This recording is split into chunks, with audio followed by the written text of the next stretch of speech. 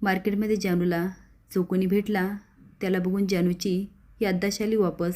नमस्कार मित्रांनो, ह्या मालिकेच्या आजच्या भागामध्ये नक्की काय घडलं चला तर बघूया. तर संपतराव खूप चिडचिड करत असतो आणि मोठ्याने आवाज देतो, आज चहा मिळेल का नीलांबरी. तेवढ्यात रेणुका येते आणि म्हणते, अहो हे घे चहा. पण संपतराव रागाने म्हणतो, नकोय मला चहा. ती म्हणते, अहो एवढं चिडताय का. तो नकोय मला चहा आणि रेणुकाच्या हातावर चहा सांडतो. तो आता निघून जातो आणि रेणुका आई करत असते. तेवढ्या सिद्धू आणि भावना बाहेरून येतात. भावना म्हणते, आई काय झालंय, तुम्हाला भाजलंय का.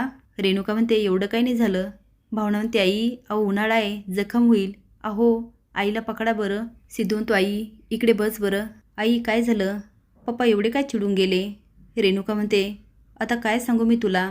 तेवढ्यात भावना बर्फाची पिशवी घेऊन येते आणि रेणुकाच्या हातावर ठेवते. रेणुका म्हणते, अरे जेव्हापासून आईने तुमच्या बाळाचा स्वीकार केला ना तेव्हापासून ते तसेच चिडचिड करतायत. त्यांना वाटतं त्यांच्या जीवाची कुणाला काळजीच नाही आहे, आईला काही म्हणू शकत नाही म्हणून माझ्यावर चिडतायत. इकडे जयंत जानूला खूप मोठं सरप्राईज देतो. जानू जेव्हा जाते तेव्हा अंधार असतो. आता जयंत लाईट लावतो आणि जानू बघते आणि चकित होते. जयंतने घरामध्ये डेकोरेशन केलेलं असतं आणि सगळे पदार्थ जानूच्या आवडीचे असतात. तो आता एक एक करून जानूला खाऊ घालतो. हे सगळं बघून जानू हरकून जाते. तेवढेच जयंत 2 ग्लास घेऊन येतो. जानू म्हणते, मिस्टर कानिटकर मी ड्रिंक्स नाही करत. जयंत म्हणतो, आय नो, पण हे ड्रिंक्स नाही आहे आणि मी पण नाही घेत.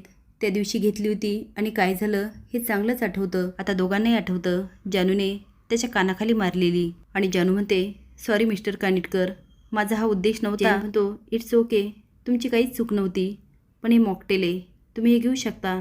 आता जानू मॉकटेल प्यायला लागते आणि त्यामध्ये अंगठी निघते. ती म्हणते, मिस्टर कानिटकर. मागे बघते तर जयंत नसतो. तेवढे तो येतो. ती म्हणते, मिस्टर कानिटकर ह्यामध्ये रिंग निघाली. जयंत तिला म्हणतो, मीच टाकली होती आणि आय लव्ह यू म्हणतो.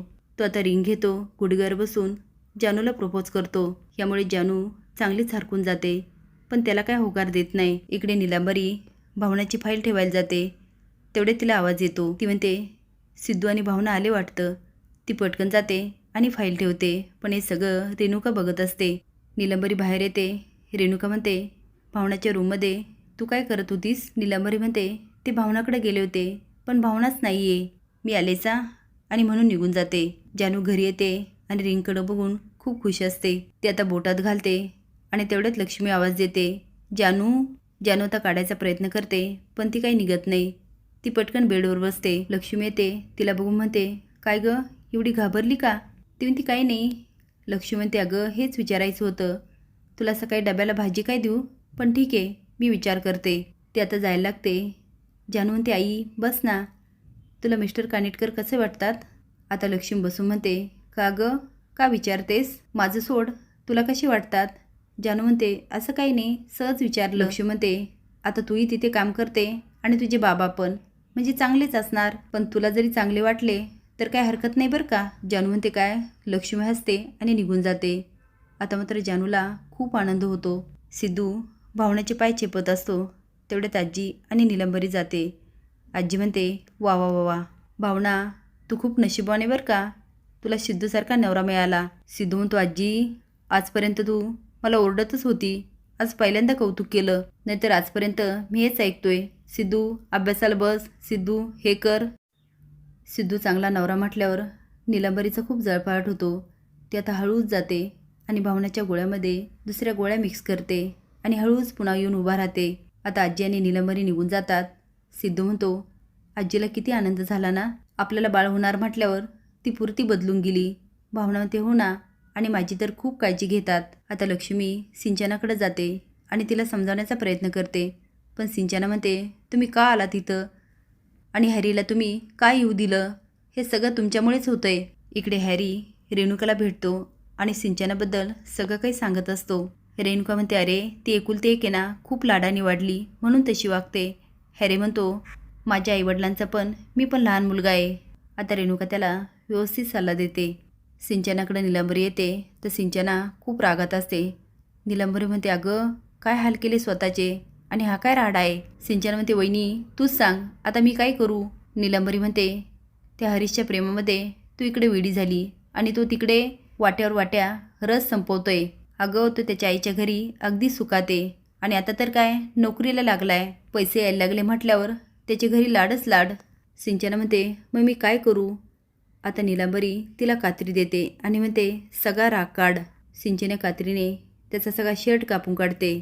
जानू आता विश्वाला भेटते आणि जयंतबद्दल बोलत असते आणि त्याच्या कानात सांगते मिस्टर कानिटकरांनी मला प्रपोज केलं. विश्वा तिला म्हणतो अगं तो माणूस अजिबात चांगला नाहीये. तो तिला समजवण्याचा प्रयत्न करतो पण जानू मात्र चांगलीच भडकते आणि म्हणते तू त्यांच्याबद्दल काहीच बोलू नकोस. आणि हे बघ मी अजून त्यांना होकार नाही दिला, पण तुला सांगते विश्वा, एकदा माझं त्यांच्यावर प्रेम झालं ना मी कोणाचंच ऐकणार नाही, तुझं पण नाही. ते आता बरंच काही बोलते. विश्वा जायला लागतो. जानूच्या हातात गुलाबाचं फुल असतं. ती पाकळ्या तोडत म्हणते प्रेम आहे प्रेम नाही. आता शेवटची पाकळी राहते ते प्रेम आहे म्हणून. आणि जानू तिथेच नाचायला लागते. पण त्यानंतर जानू जयंतसोबत मार्केटमध्ये जाते आणि तिच्यासमोर एक मुलगा येतो.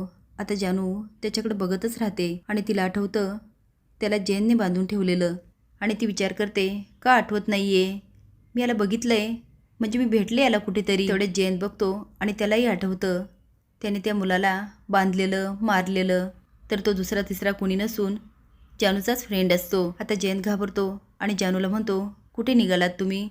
जानू म्हणते मला असं वाटतं या माणसाला मी ओळखते. तो मुलगा जानूकडं स्माईल करून बघत असतो. आता मात्र जयंतच्या पायाखालची जमीनच सरकते. तर तुम्हाला काय वाटतं जानूची स्मरणशक्ती खरंच परत आली का जानू सगळंच नाटक करते. असेच नवीन अपडेट जाण्यासाठी लाईक आणि सबस्क्राईब करा. धन्यवाद.